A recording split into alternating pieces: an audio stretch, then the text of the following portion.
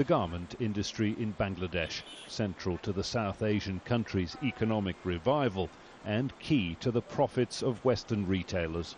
Hello, hi. It's an industry that's grown uncomfortable in the spotlight after a spate of workplace disasters. So we had to film secretly. We'd like to have a look inside. Can we have a look inside? I know. No. One factory did open its doors to us, classified C-grade, non-compliant. This is what the average factory floor looks like in an industry that employs millions of workers on minimum wage and in sometimes hazardous conditions.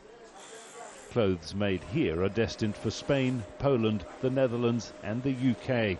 There is no fire escape apart from the main door and stairwell. The workers have no rights.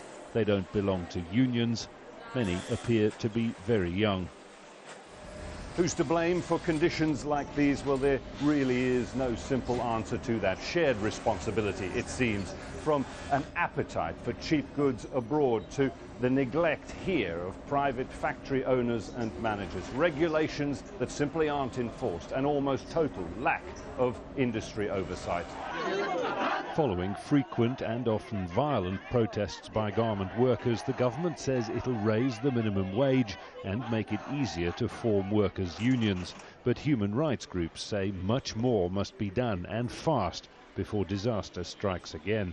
At the very least, we have to go back to the drawing board and look at what the standard regulations are, ensure the very basic minimum that is already existing, and then build upwards. But in all of this, the issue of dignity of workers must be central. This garment worker was fired for trying to form a trade union to protect her rights. She asked that we hide her identity. In all the time I was working, I saw many bad things. They used to swear at us. They used to hit us. They would get rid of people for no reason.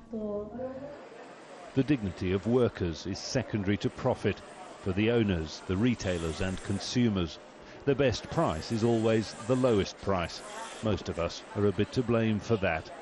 Jonah, Al Jazeera, Dhaka, Bangladesh.